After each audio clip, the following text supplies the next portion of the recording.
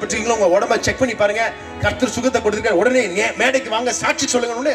எல்லாம் வரிசையாய் வந்து சாட்சி சொல்லிக்கிட்டு இருக்காங்க. கர்த்தர் இந்த அற்புதத்தை செஞ்சுட்டாரு, அந்த அற்புதத்தை செஞ்சுட்டாரு. எல்லாம் ஒவ்வொரு பிளஸிங் மிரக்கிள் டெஸ்டிமனி வந்துகிட்டே இருக்கு. எங்களுடைய தொலைக்காட்சி ஏஞ்சல் தொலைக்காட்சியில் நீங்க பார்க்கலாம், எங்க நிறைய ஹீலிங் டெஸ்டிமனிஸ் வரும். எல்லாம் வந்து வந்து ஒருத்தரா சொல்லிக்கிட்டு இருக்காங்க. சொல்லும் பொழுது இந்த அம்மா என்ன தெரியுமா பண்ணாங்க?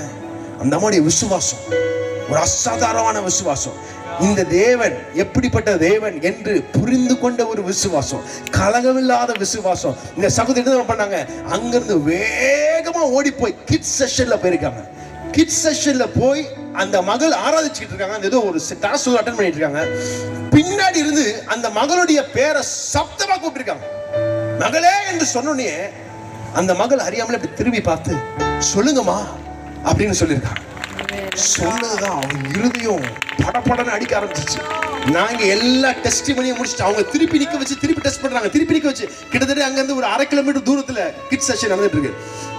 உடனே தவறுதல கூட்டு வராங்க. நாங்க எல்லா டெஸ்டிமனி முடிச்சுட்டு இனிமே நாளைக்கு கொடுத்துருங்க பேலன்ஸ் டெஸ்டிமனின்னு சொல்லிட்டு போய் நான் போய் முழங்கால் படிக்கிட்டு ஜெபிக்க போயிட்டேன். ஜெபிக்க போனோடனே அந்த ஆர்கனைசர் டீம் வந்து எங்கிட்ட சொன்னாங்க, பாஸ்டர் ஒரு முக்கியமான சாட்சி, அந்த அம்மா அடம் பிடிக்குது, கண்டிப்பா சொல்லியே ஆகணும், அடம் பிடிக்கிறாங்க அப்படின்னு. அப்புறம் பார்த்தா அவங்க முன்னாடி வராங்க.